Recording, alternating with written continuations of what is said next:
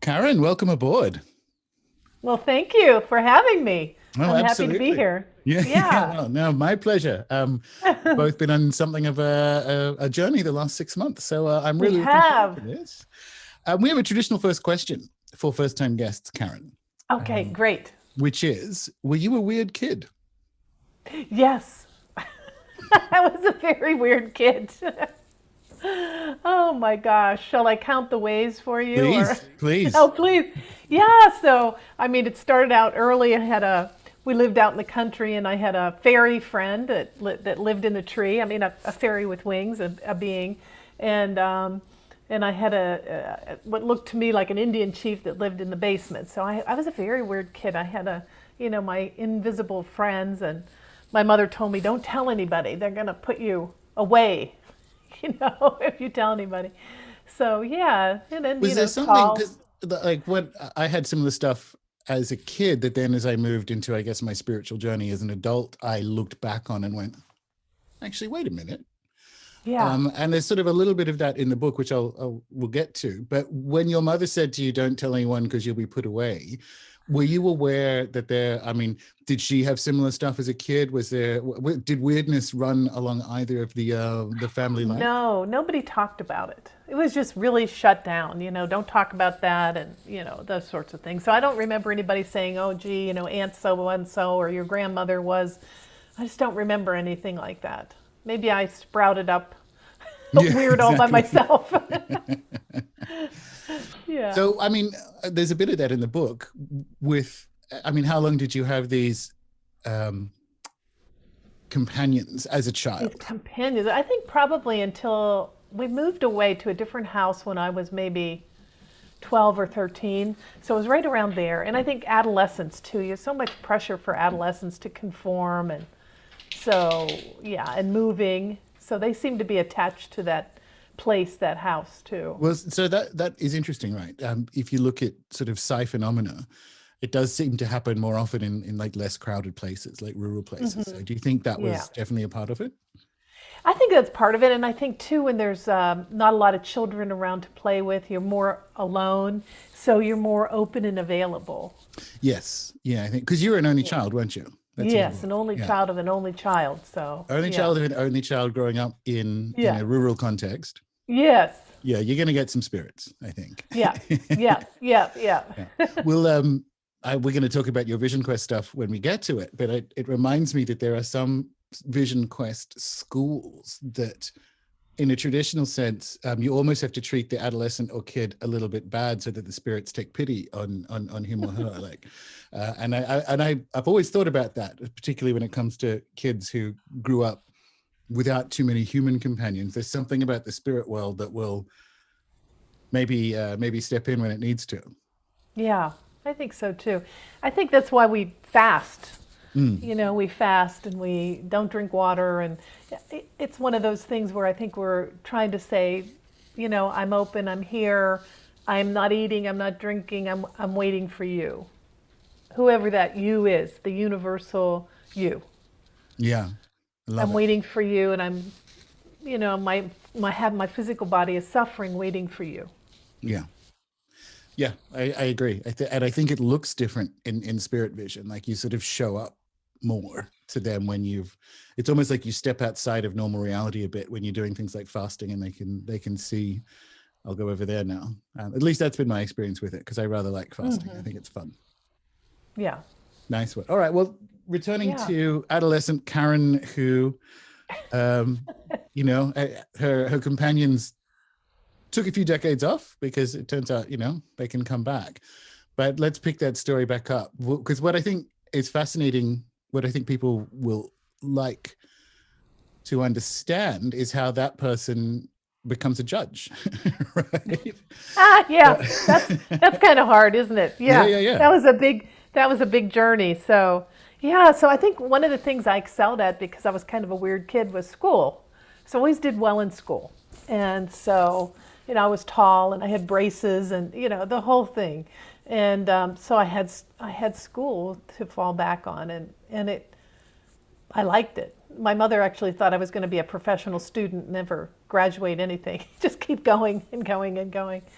So, but yeah, I started out actually in the medical field, hospital administration, but I found that I just didn't like it. The hospitals are kind of depressing, and mostly we're trying to get money out of people who don't have money to pay Mm. for medical services. It's very sad. And so someone suggested I go to law school, and I thought, oh, okay, I'll do that. So I applied, and I got into Georgetown Law, and so I just kept, it was one of those things. I think I described my book as success at any price. Mm. I was highly motivated and driven by what I thought the world should be. My parents had told me I wanted to be an archaeologist.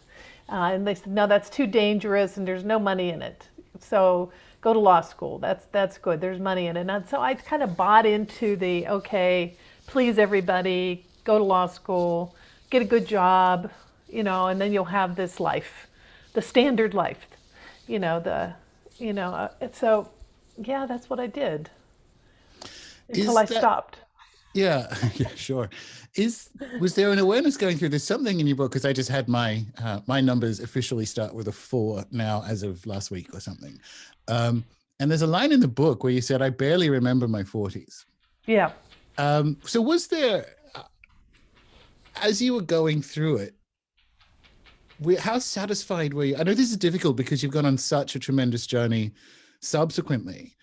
But were you aware that were you too busy to be aware that something was amiss? Do you know what I mean? No, I knew something was amiss. I knew that I was just exhausted all the time, and I had my parents, elderly parents, and I had children. So that classic sandwich where you're taking care of everybody, and also demands at work, and the second worst traffic in the country in Washington, D.C.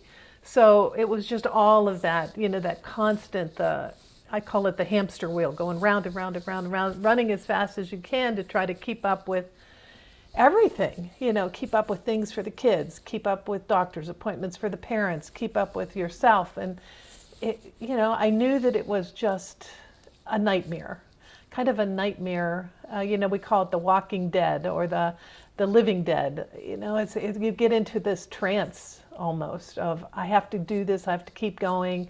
I have to keep going until the kids are through college. I have to keep going, so you think I got to keep going. I got to keep going. How do I stop? What would happen if I stopped? So was that, because I'm really fascinated by it, was that how it was in the back of your head? And let's say it's 11 p.m. at night, you've done everything, glass of wine on the couch. And is the idea, once the kids are off and the parents have passed, then maybe things will look like maybe a calmer something life will again. happen. Is that, because I'm really fascinated. It's so strange when you go on these transformational journeys to look back at how you used to live and think, actually, how did I do that? How did I do that? Yeah, and I'm looking at my daughter, just had her second child, so she has a 2-year-old and a newborn, and it's not easy. Parenthood is wonderful, and it's also not easy. There's so many demands, and we start, the demands have a life of their own, and so we keep saying, okay, I'll push that off, they'll be grown, I want to enjoy them now, and I want to do this and this with them. So I always say that, there's always the blessing and the curse. So people that have children, they learn to put somebody else ahead of themselves. So we're not so self-absorbed. So we lose that self-absorbed spot. And yet at the same time, it's difficult. It's hard. Yeah, absolutely. Not an easy thing. No. So I guess coming back to the spirit companions and so on, before we get to the inciting incident and so on for this book and talk about grief and grieving and its true energy, your parents both your parents had passed before Ben did. Is that right? Yes. So was there, just coming back to, because I find this when we were in shaman school and the first time you mentioned it towards the beginning, I'm like, what an amazing way to be called to the path. But had you previously had visits from people who had passed, like your parents or something, before going through what happened? No. So that was the first time. That was the first time. Wow. For people on the show, would you mind? Sure, I'm happy to. Story? So so I was, my son Ben was, he really struggled as a young man. He wanted to be an entrepreneur. He didn't want to go to college. He felt like he was going to do other things, and he really had a hard time. And then he had a business that was failing, and so he decided to go back to school, but he really wasn't involved. I knew he was very unhappy. I didn't know if he was experimenting with drugs. So he ended up going to a party on Halloween. They got drunk and they decided to try heroin, and they gave him too much. He was 6'8" and about 250 pounds, so he was a big guy, and they just gave him too much and he died immediately. And he and I were very close, and my world just shattered. So I had the ME checked, so there was no other needle marks in his arm. So I think that was the first time he had tried heroin. I don't know what else he had tried. I knew that he was very unhappy. When this happened, I was out of the country. I was on vacation in South Korea, so far away, 14 and a half hours by plane. And so I got the call in Korea, a weird call, and I didn't recognize the number. And for some reason, I just had this feeling something terrible had happened. And the second I called back, and it was a detective, and said, "Where are you? Are you at home?" And I said, "No, I'm not near home. I'm in South Korea." And he said, "Well, I have some bad news." And I said, "What happened? Did Ben have an accident?" I'm sorry to tell you, he's dead. He had a heroin overdose. I mean, my world it just fell apart. And so it was evening, and I couldn't get a flight out until the next morning. There just weren't any night flights to the U.S. And so it was just really terrible. By the time I got to the airport. I think about that night. That would just. Oh, it was. So I had to call my daughter, and she's screaming and upset, and my friends, and it was just ex-husband, all of it. It was just a nightmare. And then the next morning I was in the airport sitting, waiting for my flight. And all of a sudden, Ben's right in front of me, just like he looked in life, with his big happy grin. And then he faded away, and I called his father frantically and said, "I think he's alive. I think he's trying to get out of the freezer. You've got to go to the ME right now. I think he's alive. I think he came to me, he's telling me he's alive." And so, they humored me, and the ME went and looked and said, "I'm sorry, he's not alive. He's gone." So that was my first time seeing people that had passed. And then it sort of snowballed. Snowballed from there.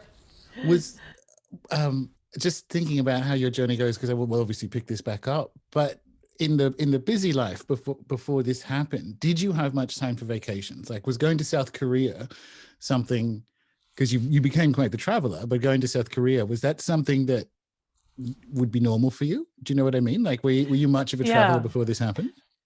No, just a little bit. This was sort of an unusual thing. I decided to go on a trip with a man that I had met, and everything just fell apart. But I'm thinking I would come back and have this talk with Ben. So by that time, my parents had passed. The children were older. Ben was 27. At 27, you think you have them raised, so you don't expect these sorts of things necessarily. And so I had a little more time in my life for vacationing. I was sort of a workaholic. I didn't take the vacations I wish I had taken when my children were young, because I was so busy working and taking care of everybody. So see that I know it's such a strange thing given the magnitude of the trauma that you were going through, but I would have thought, particularly on that night, if this was to ever happen, why would it happen when I'm so far? I mean, we know now, like, this is kind of how spirit works and whatever, but it would have been, I think, an additional challenge on what was already the most challenging thing you're ever going to do. Was like, I'm across the Pacific Ocean. Right. Right. Oh, it was a nightmare. And a shaman friend once told me, well, you had to go away so that he could do what he needed to do. I think that's right. Yeah. Yeah. And so, it's just, it's complicated. So somebody told me one time too, so many things people tell you, but somebody told me that maybe it was his soul's path to come in, and he would do all this suffering, and he was in the second to last incarnation, and we had made this cosmic agreement ahead of time that he would lead me to a spiritual path, and then he would pass away young to make that happen. And so I thought about that for a while, and then I thought, oh, bad me then, bad me now, bad mother, and how could I make such a terrible agreement? And I also have a daughter. What terrible cosmic tea party agreement did I make on her? So I was totally freaked out. I mean, I was lost and miserable. And well, you sort of go into that in the book, the spiritual bypass, and there's a level of spiritual maturity that has to come with it, because as you do, and we'll get to it, but like as you do go through the process of viewing this from the level of spirit, the events that in Ben's life, in your life, and how they interrelate and so on, there is a moment in the sort of grieving process where you think that it's like there's a horror at the nevertheless true statement, because it's true on a level that's kind of difficult to describe in human words, that in fact those agreements were in place, because you can be part of the grieving process going, why would I agree to that? That's terrible, and right. you go through that as a person. So I mean, how for people who've been through that, what's some medicine there for people trying to understand that we have come to earth, all of us come here consensually, right, to explore and experience things. So what's the medicine for people who are sitting with the potency of grief and the potency of that realization, which is sometimes stark? Do you know what I mean? Like, it's medicinal, but it's cold medicine. It is cold medicine. The medicine of it, I think, for me, once I came to terms with it, and it took me a while. I mean, that concept was new to me, but to think that, well, maybe what we think is the normal thing on this earth and we think is happening with our children, our spouses and things, maybe there's a lot more to it. What if there's a whole nother dimension to it? What if there's a whole other plan? What if there are soul pods? And what if we do make agreements? And what if we are to reach spiritual attainment? And what if sometimes we need a little kick or a big push? Because I didn't have any spiritual path whatsoever before that happened. I really thought religion was not for me. And so to begin to see spirits and to begin to have a spiritual path it's been a great blessing.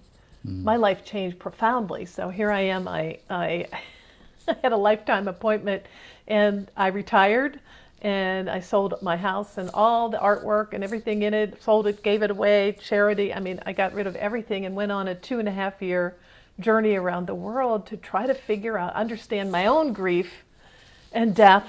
And then it evolved, as sometimes things do. It wasn't just about me. Yeah. It was how can I help others to go through grief and become unstuck? We get so stuck in our grief. Yeah. That we don't feel there's any way out. And sometimes we feel pressure from society around us. There's no win. So if you grieve too hard, they say it's time to get over it, it's time to move on. If they don't think you're grieving enough, boy, she sure got over that easily. I guess she didn't care. So there's no win, right? And so we feel these pressures, and we also want our loved one on the other side. We don't want them to see us just going around and thinking, well, she's not grieving for me.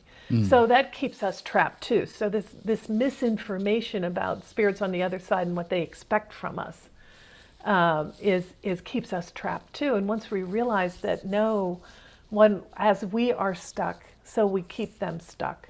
Yeah. As we transform, and I call it the hero's journey of the bereaved.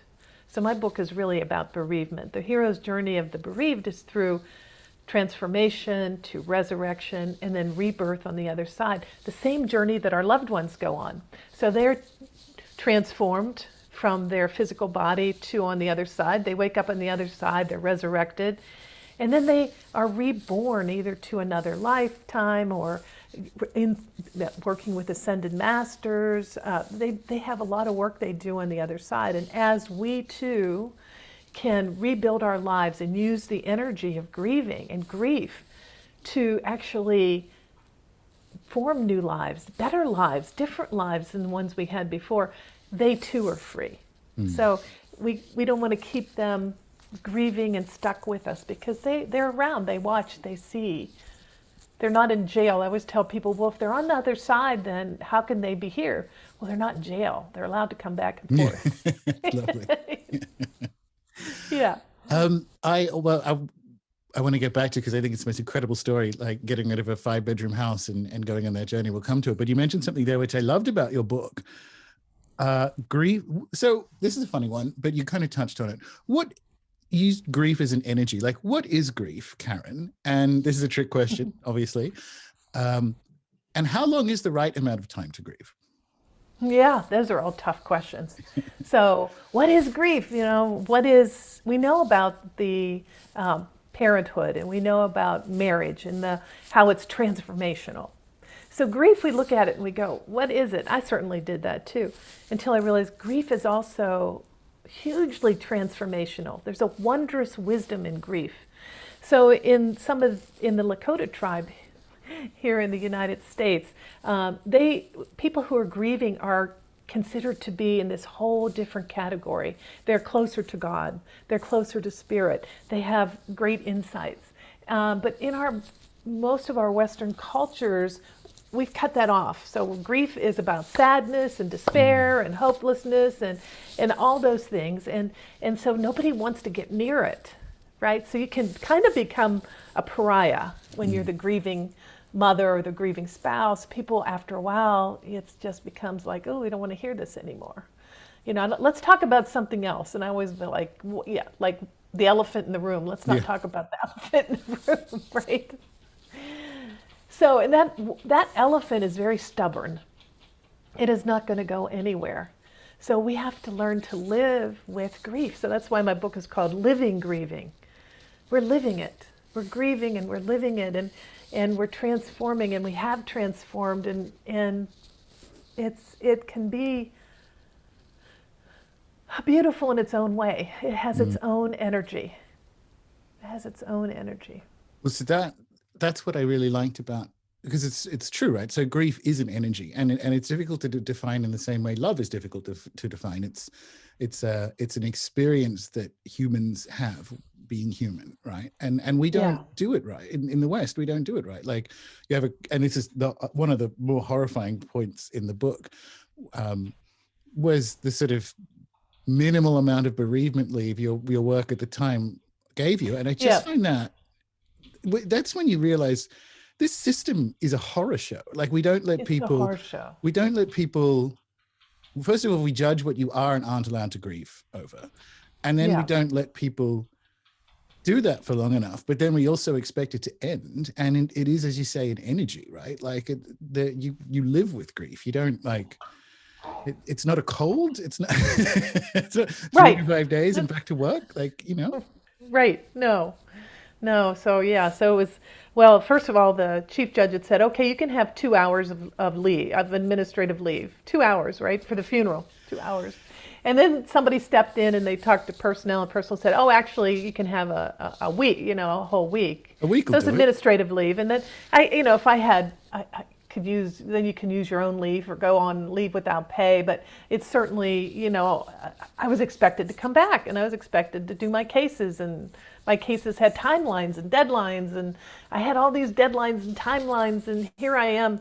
I can't even sit through a meeting without tearing up, right? All I want to do is escape. And so it really became clear to me that it wasn't working at any level anymore. I just wasn't, and I began to like, why is this important? And why, I was doing oil, gas, and electric and pipelines and all these kind of things. I'm like, this is terrible. This is an environmental disaster. So looking at everything differently, and it was time to go.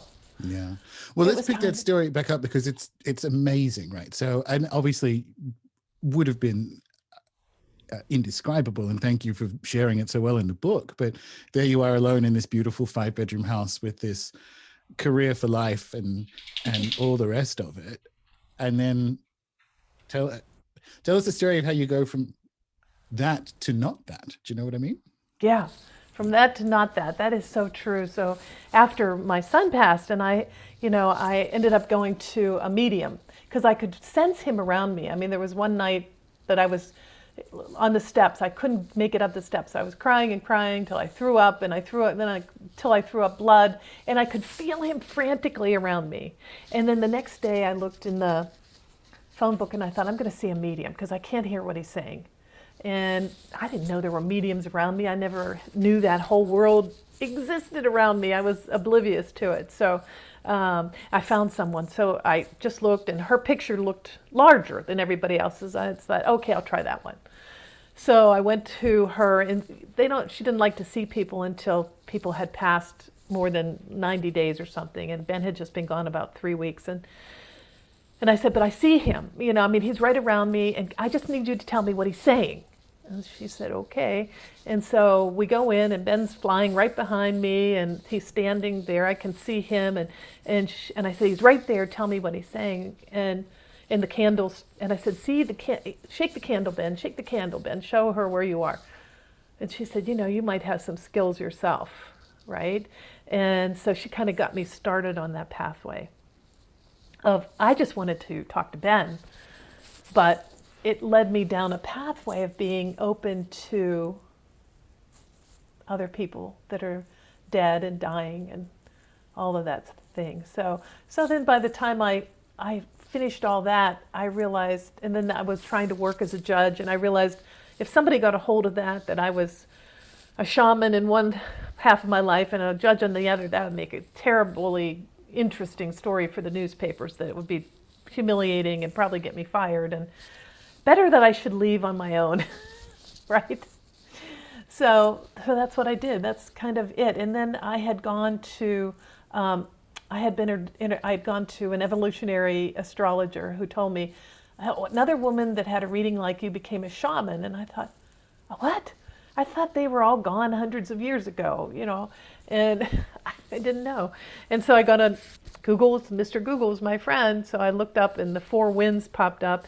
3 weeks later, I'm on a plane to Joshua Tree, California for the south direction of the medicine wheel, thinking, well, if this is too weird and it doesn't work, I'll just go down the road and get a massage and facial. Yeah. Right? Maybe I don't have to stay if I don't want to. Right? And then it's just that's how it started, and it's been wonderful ever since. It's been life-chinging and transforming. But yeah, so after the shaman school and after I completed the medicine wheel, I decided I was going to vision quest with the Lakota, and Alberto Vioto had asked me, said, I would like to work with you. I'd like you to be an assistant in training. And so I put my house on the market when I came back from Vision Quest. Nothing was selling. My house sold in 3 days, full price, as is. It needed some work on it. And I was on my way in 5 weeks. I had 5 weeks to get out of my house of 30 years. So you can imagine I had so much stuff from the kids, from my parents lived with us. I had so much. And somebody told me about a company that helped you sell it all online and, all that sort of thing. So I managed to be out of there in 5 weeks, and I had a sand painting because I hadn't heard anything back from Alberto. So I didn't know where I was going after I left. So I had the sand painting about me and my little dog, and an idea of like a mandala, just letting the sun and the moon and the winds all work on this and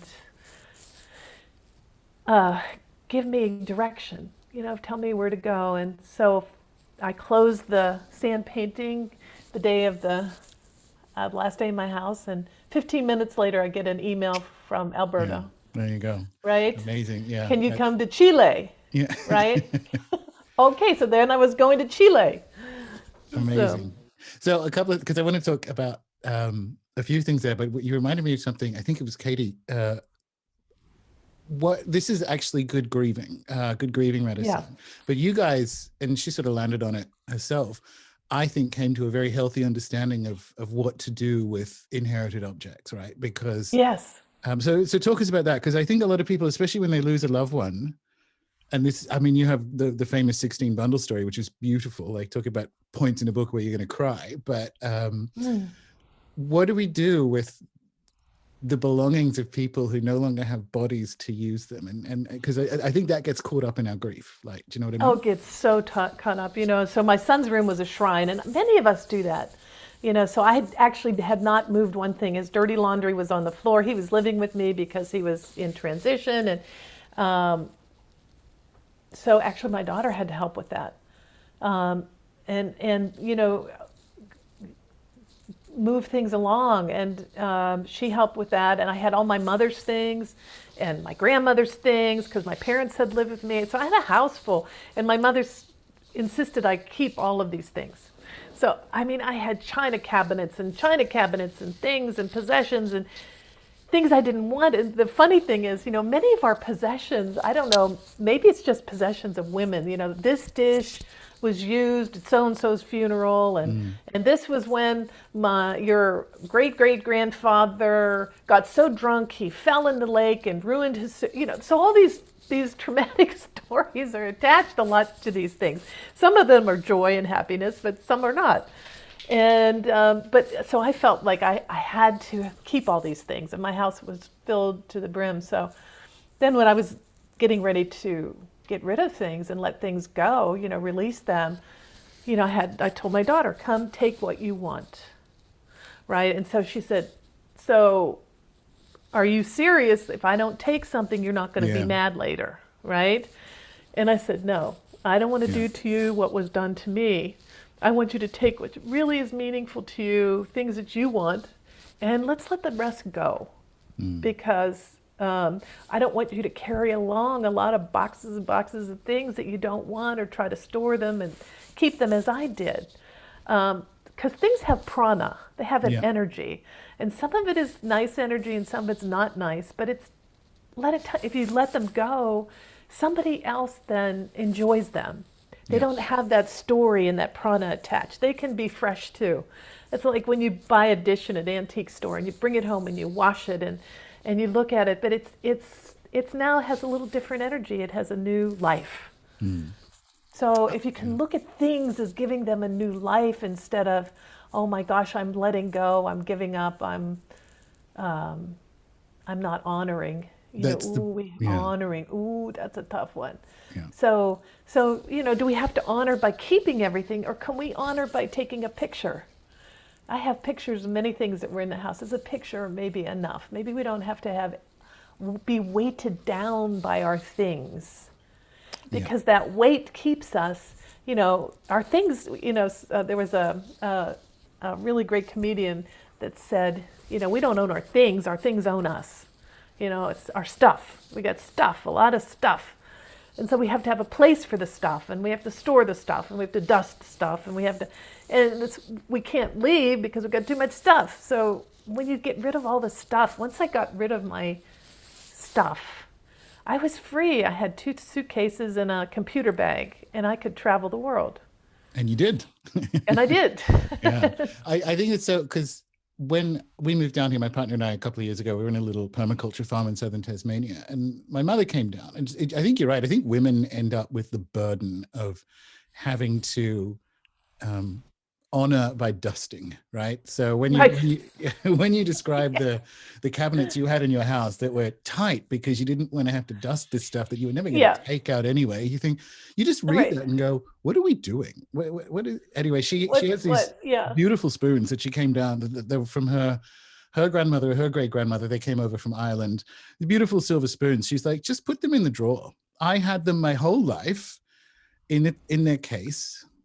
And I never use them because it's not, 1920. We don't have these Edwardian tea parties. Right. They were all pouring it. She said, just put them in the drawer with the other spoons. And so I did, and we used them. And that was it. She's getting rid of, same thing. She's gone through the journey of like, well, I actually don't need to carry this stuff. The jewelry goes to who it goes to and whatever. But she gave me these spoons going, if you don't want any of this stuff, it can go. And now I just saw that in the book. And for people who are in grief, it is, I think, important for them to hear that you don't, it's not a betrayal to remove stuff that people who no longer have bodies. Right. What are they going to do with it? Are they going to ask for that sweater because it's cold? Like, Right. Well, yeah. And It's like, do they care? Really? Are they going to up there looking, uh-oh, she got rid of my dish. Yeah. Yeah. Oh, the B word. She's the B word. No. They have, it's, it's us. We've been passed down these expectations. Oh, you have to take care. You have to honor. You have to keep. You have to, and, and a lot of them, like you say, my mother had, oh God, several cake plates and punch cups and punch bowls. Yeah. My God, I mean, I Essential don't for the live that 21st life. century. Yeah, It's exactly. essential. I mean, punch bowl, seriously. I mean, maybe one time at a wedding or something, and I think Yeah. I could It's rent. not like you are up in the Andes going, you know what I should have brought with me? I On should wish I punch had bowl, of a course. punch bowl in the little cups that match, Yeah. and I could be just so interesting. I'd be the most interesting person in Antarctica Yeah. with my punch Absolutely. bowl. Absolutely. Yeah.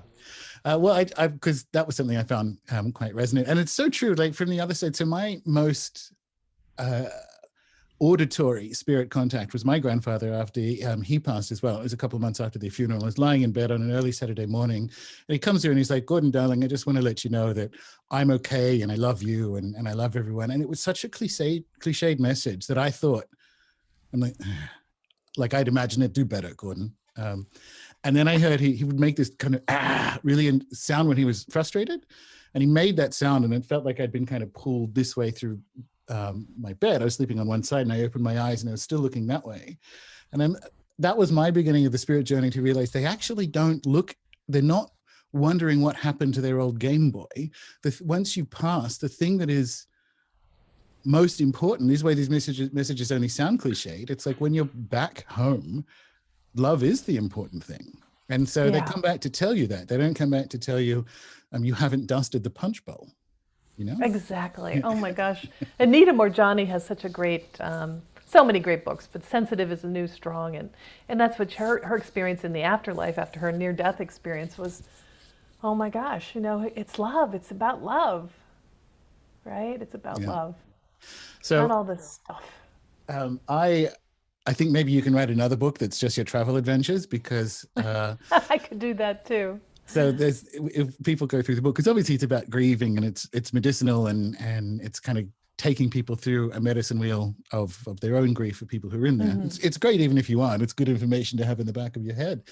But you there's a bit where you're like, and then I traveled for 2.5 years. And I'm like, I want to know more. More about all that. It's a long time of adventuring. So I'm going to ask you some unusual travel questions, which you went on a journey of holy places around the world, right? So first question, which place disappointed you the most? Disappointed me the most, gosh. Or wasn't as advertised? Because disappointed, when I get to travel to amazing places, I'm always in a state of gratitude, but there are places where I'm like, I didn't expect this. Was there anywhere where you're like, I thought this would be different? Yeah, no, I don't know, maybe I think I was divinely led. I was sort of guided. So it was from temple to, spent a lot of time in the Sacred Valley in Peru, at John of God in Brazil, which was an incredible experience. And not that I'm endorsing anything that he's done since then or we found out about, but I didn't have that experience. And so I had an entirely different experience. I didn't have much of an experience with him at all. So, but India, I had magnificent experience with the Sufis in India, Bangladesh, and different temples. And I don't know, it just all was lovely and meaningful. It was deep and it was meaningful. And Africa, a shaman in Africa, oh gosh, I remember him throwing bones, he was doing his reading with bones. And it was all incredible. To me, it was just an incredible journey. And at first I thought, actually talking about that, I thought I was going to write a travel blog. Yeah. I thought that's what I was going to do, just talk about travel and talk about my journey and it just changed. It became so much more. Yeah, definitely. Well, there's still, I still think people would like to read the adventures, right? Because that's a long time to have enough kind of particularly a lot of adventures when it is a spiritual journey, and this is unfair to other people. Like I'd say, not just like a holiday or retirement. Like you're on on a quest, Yes. Yeah. Yeah. And Had you, and sometimes we think we control the quest, but sometimes we don't know we're on a quest, and we get quested. totally. So like operationally, how did that work? If you travel for 2.5 years and you might be in Mumbai, and then is it like, where am I going next? Yes, pretty much. Where I have to keep a roof over my head, Yeah. right? So I had nowhere to live. I was homeless. So I did a lot of work with the Four Winds. So I'd go back to Chile, and I had my little dog was one of my shaman friends would babysit my dog. So I'd go back to California, and I'd have an Airbnb, and I would just go different places, and then somebody would say, hey, let's go here. Let's go to John of God. I got called actually by spirit to go to John of God, but so things like that would pop up. And so where am I going next? And then, well, I'm in Africa, maybe now I'll go where? I don't know where the next place is, but I would try to figure out where to go next and next and next. Easter Island. My last gig was Easter Island. Amazing. And it was fantastic. And I really planned to do the entire Pacific. But the wheels were falling off my new suitcases, 3 of them, and I was aware enough at that point to say, oh, something is going on here that is not of this world. Yeah. And I felt like it was telling me it's time to stop now. Your travels are done. It's time to go home. And I went to my daughter's house and I really began writing in earnest. Yeah. Yeah, it's funny. I thought, because reading through the book, you mentioned just that, about half an hour ago, that she has 2 kids because she's in fact recently had, recently had a second child. Because I was reading that part in the book and you're talking about, I went back because my daughter was having a kid, and I'm going like, this book came out quick. But it was the first kid. I'm like, wait a minute. Oh yeah, 2 children.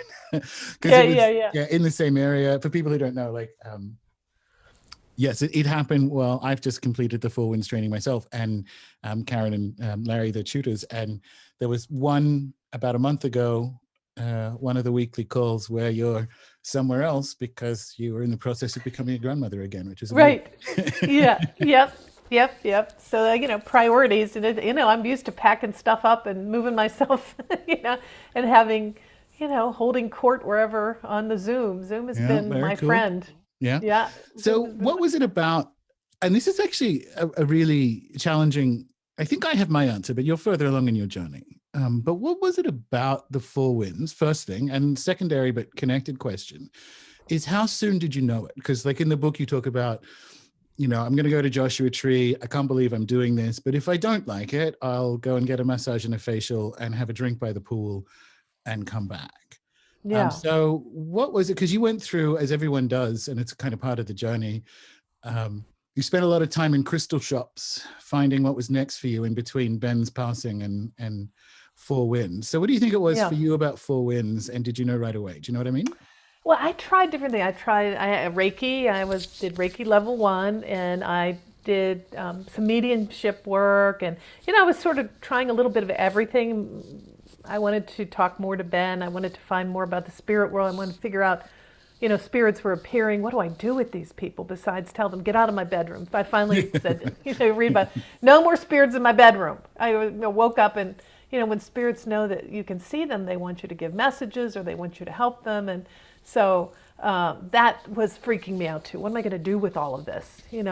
Things are happening, things are opening up, and I had no framework for it. I wasn't a spiritual person at all, so all this was new. But I knew that if I went to a traditional doctor, they would put me on a medication to stop my hallucinations. I didn't want that.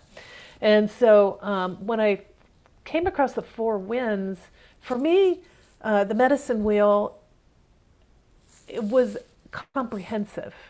So it takes you from your healing and shedding your skin in the south through extraction of energies and entities, soul retrieval, and then death rites and surrogate death rites, and helping spirits to cross and helping people to die consciously. And to me, it was so fascinating that it was my left brain. The left brain, the scholar, was completely fascinated, and the right brain was intrigued.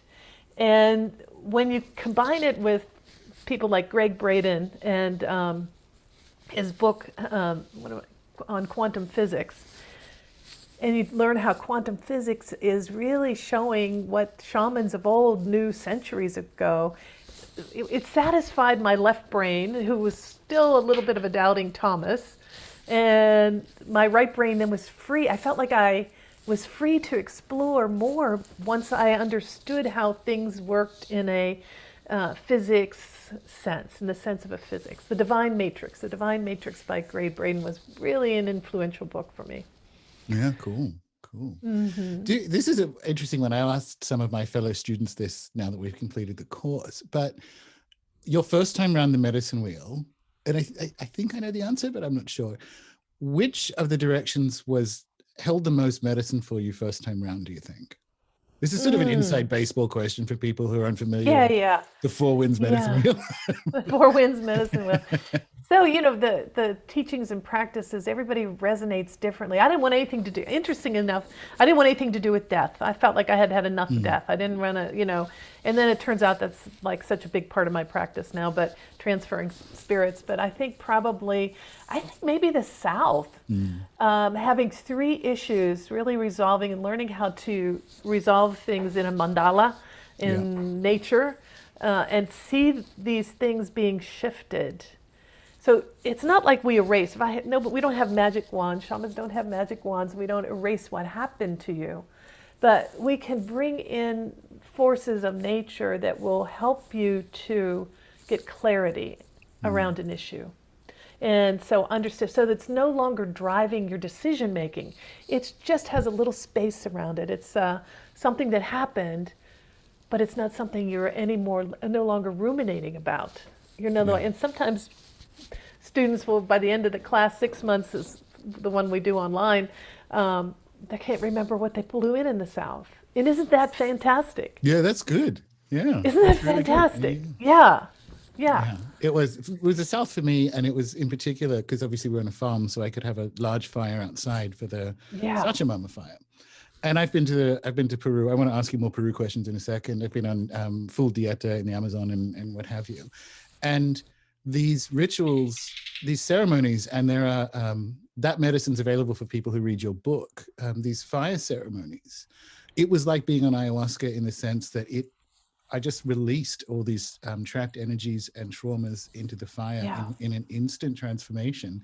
And because obviously it was the beginning of this year, and last year was hugely traumatic for everyone, and so there was a lot of accumulated stuff of a lot of accumulated trauma. And what the sort of Andean energy medicine framework is sufficiently nuanced so that you can release trapped energy, and it's not that you get amnesia about what happened to you or anything, but you no longer have to keep those things powered, and they come out of you. And it was, for me, the South was I'm looking forward to getting back to it now that we've gone full circle. I'm always going to be looking forward to the South. I think it was life-changing to have and to be, because I have a bit of a background obviously in magic and things.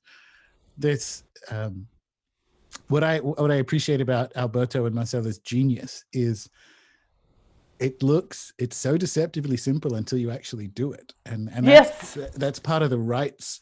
And you get to the end and there's a rite, which is basically that, right? Which is basically part of your job is to almost like hide the vegetables in the kids' food. Like, it looks deceptive until you do it, and boom. I think it was amazing. I'm glad it was the South for you. I thought maybe it would have been the West, because obviously it was death and people who have passed who were so kind of transformative on your own spiritual journey, but the South makes complete sense as well. And so the nice thing is every class, like I just did the South, I just had my own mandala. I have a new class that just started, and every South I blow into my kuyas. I mean, I still work the mandala. It's a resource. These resources that we have, that we learn, are ones that we can pull out and use on ourselves as things arise. Yeah, definitely. So had you been to Peru before you went on this kind of spiritual journey? No. So what was, and I guess you'd done Joshua Tree, so you'd done the South, possibly the West, I'm not sure. Had you done the full medicine wheel before you got to Peru? Yeah, I had done the full medicine wheel. So you have you're more at peace with your own capacity to understand spirit and so on at that point. What was it like when you first arrived in Peru? It's kind of a trick question but you mentioned in the book that Peru is so important to you, and I'd like to hear more about that because it is to me too.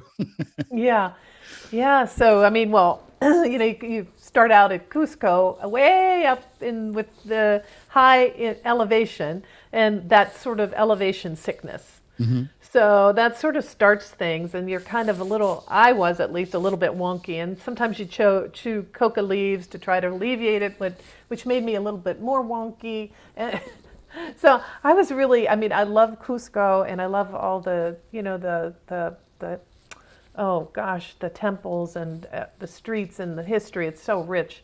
But I was really glad to leave Cusco to go down into the Sacred Valley. And the Sacred Valley is where I found so much profound spirituality and wisdom. And if you go with the Four Winds on Via Illuminata, you travel with Peruvian shamans. And so every day you go to a different archaeological site and do despachos, which make offerings. And there's Waka energy, there's sites of enormous power. And so, every day to be in ceremony, every day to be in an archaeological site, every day to be in this energy was amazing. It was just really beautiful. Wonderful. When I landed in 2019 in Lima to go to the Amazon for the Dieta, the second I walked off the plane, so I was still in Lima Airport, which is not a lovely place. I felt what I said. I couldn't believe it. I was really scared I was going to become one of those white people who would like wear an Inca hat, because the second my feet touched the earth, I'm like, I have never felt like welcomed and held like this. I'm like, is this, because again, I'm okay with magic. I'm like, is this Pachamama? You'd think I'd wait until I left the airport before I went full Inca white boy. Do you know what I mean? I felt Peru instantly, and I'm like, God, it's weird. Like, I'm so embarrassed because I'm in the airport, but it was this really profound feeling. And then obviously having been through the course and the training and the rites and so on, I'm like, no, that was Pachamama. That was in fact what I was feeling, because now I know what that feels like. But I landed it, I'm like, oh, I can't be this cliched. But it was just feeling held, and people get drawn to, the thing. That's why I wanted to know what it was about the Four Winds for you. People get drawn to different journeys, right? Different healing journeys. Yeah, for sure.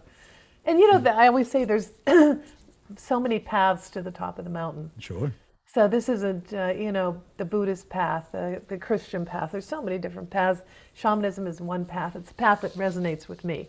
It's something that I could really resonate with intellectually, emotionally, spiritually. It just was a way of opening for me. Yeah. It seems, just reading, I mean, obviously you're skilled at it, but it seems you have a kind of like an intuitive understanding of it as well. I mean, for people who don't know, when you burned your judge's robes when you're on Vision Quest, right? Like, that's good shamanism. Yeah. No back doors, right? Exactly. So that's the idea. And if I'm going to make an offering to the fire, I'm going to make that as my offering to the fire. No, wonderful. So as we get to the end, we've sort of spoken about a few aspects of grief. Grief is energy, and allowing people a sort of gentleness when it comes to things like objects and belongings. What are some of the other things people can do who may be in grief and are listening to this? What can we leave them with? Yeah, so my book is set up with 16 practices so that people, and I actually did a course of 16 weeks, and I'm going to have more courses on grieving, because it's a process. So looking at things like non-judgment, so that's a Buddhist practice, right? Non-judgment. So Ram Dass writes so beautifully about non-judgment. When we look at trees and we go out in the forest, we say, oh, that one got hit by lightning, this one twisted this way to get to the sun, and this one got a little stunted, and we don't judge them. But when it comes to people, our judging mind comes in. So the first exercise, who was judging you? And who are you judging? Maybe the doctor, maybe the friends, maybe yourself, maybe your loved one. And so these are exercises that we do in contemplation, in a quiet spot where the person can write this all down And the beauty of the shaman path is rapid transformation through fire. The person can then burn the paper in a candle or in a fire. So you never have to worry about anybody find it. You know, if you're mad at your sister and you feel like your sister didn't help enough, or your brother, you can say whatever you want to say, and with the intent of releasing it and allowing in the beauty of non-judgment. So, you know, the universe abhors a vacuum. So we release, and we always want to bring something in. So that's one practice. And, you know, there's 16 different practices, and each set of 4 practices takes us from being totally stuck to opening up and then being transformed, being reborn into a new life. So it's this process of going around the practices, the 4 winds of the 4 winds medicine wheel. And those are the beauty of Alberto's medicine wheel, is that he's attached these beautiful practices, the insights on top, overlaid it on top of the medicine wheel. So it's all working together. And so that's the way I like to work with people, because it's not just one thing. You know, it's not like you can say, well, there was a really funny, I think it was Bob Newhart had this show one time, and you know, it was a comedy. So somebody came in and said, well, you know, I have all these problems. Can you help me? And he said, yes, $5. $5, that's pretty cheap, you know. And so they would say, okay, I've got this, this, and this. And he would look at them and just say, well, just stop. Yeah. And the person's like, what do you mean just stop? Well, okay, that's what you get for, you know, $5. Yeah. You want to just stop it. Just stop it, right? So that, you know, that's what sometimes people want to do to us, or we want to do to ourselves with grief. We want to say, just stop it. Okay, just stop it now. I'm not gonna do this anymore. I'm gonna go out. I'm gonna go shopping. I'm gonna live my life right. I'm gonna get out of this grief. And you can't do it that way. You can't just say, just stop it. No. It takes more than that. And so that's the book is to help people. You know, if I save one person from being stuck in grief, if I help one person to be able to use this energy of grief to change their life, you know, that's what I'm about. You know, that's what I want. Absolutely. Yeah. And 16 weeks obviously it's you're just talking about the stuck thing. People, because grief is an energy, which is the thing I learned from your book. And I'm like, when that energy is with me, I'm going to think of it that way, because that is the right way of doing it, rather than the beginning and ending and what have you. But it's almost like, and I don't want people to think, go through a 16-week course and then you'll be fine. No. But 16 weeks, if you show up once a week if you were present for your grief and grieving process once a week for 16 weeks, I guarantee you will like experience your grief differently at the end of it. And that seems like that's enough. It's one of the things we don't give it the space it needs to be transformational, because it is that just stop it. Like, no, I'm going to wear sunglasses so people can't see me tearing up when I go to the supermarket. And yes, this isn't right. No, I mean, the supermarket can be extremely triggering. We go past the aisle, and there was that thing that your loved one liked to eat, that snack or that whatever, and it's tremendously triggering, you know. And so that, I think I got my comeuppance. You know, I had written the book, and I was like, this is great. You know, I've got this new life, and all's good, and I've got this grief thing in hand. And then it was the 5-year mark. I got knocked off my socks. Grief hit me so hard. And so I think the lesson is that too is okay. That too is okay. You know, that's part of it. We don't get over it. We get through it. And sometimes it just comes back up. We miss them. Yeah. You know, we miss them, and they're not here in this. As much as I know he's having a great time on the other side, and he tells me, Mom, quit bugging me. I'm busy over here. You know, as young men will do. I still miss his physical presence. Sure. You know, that's really important, I think, because it comes back to you. Because grief is an energy, it will come and go. Like, it will show up again. And outside of non-Western frameworks, I think, are better at understanding that, right? They're better understanding things like mental health in many respects because they're aware that you can go into and come out of crises, like so people can be in grief or with grief and then come back out of it. And it's a non-judgment practice. Like that's what's happening. Yeah. That's not, you haven't failed as a human or No. something. Or you failed the course. I took that 16-week course and I flunked. You know? Everybody else, you know, no, it's a constant. That's why, like I say, that living grieving. We're living with our grief. Yeah. We didn't eradicate it, rip it out, you know, like I say, that elephant in the room. And the elephant is there and not moving. Yeah. Well, it's a wonderful book, Karen. I think it's amazing. And it's like, because I've read Marcela Lobos, for people who don't know, has another book out, or has her own book out. So your books came out at a similar time, and they're sort of very structurally similar in a way that I think is amazing, right? Because they're these sort of autobiographical journeys of profound transformation around a medicine wheel. And so I just want to like thank you for the book, and thank you for the bravery and honesty about what it's like to go through probably the worst or the most intense kind of grieving experience, because people find themselves in every chapter in that book. So yeah, it was great. Thank you so much. Oh, you're very welcome. Yeah. Like I said, if it, you know, it helps people just to see grief in a different way. Definitely. So for people who want to know more about yourself and about the book and these courses we mentioned and so on, and where can they find you and what can they do? Yeah. So KarenJohnson.net. If you sign up with your email, you'll get my newsletter. It's about once a month, sometimes a little bit more. And 8 things spirits on the other side wish you knew. Nice. And hold the book up for people watching the... Yeah, so it's Living Grieving. Look at that. And there's an audio version too, isn't there? There's an audio version too. Awesome. And then I'm on Facebook, Karen Johnson Healing, and Instagram. So you can find me lots of different places. And if you're listening to this, everyone, it is in the show notes, of course. But Karen, thank you so much. And obviously on a personal level, thank you. I've just completed, and I'm glad we did this afterwards, but I've just been through an amazing transformational journey, which you stewarded yourself. So thank you so much for being present for everyone over the last 6 months. It was life-changing for me as well. So thank you very much. Oh, good. Thank you.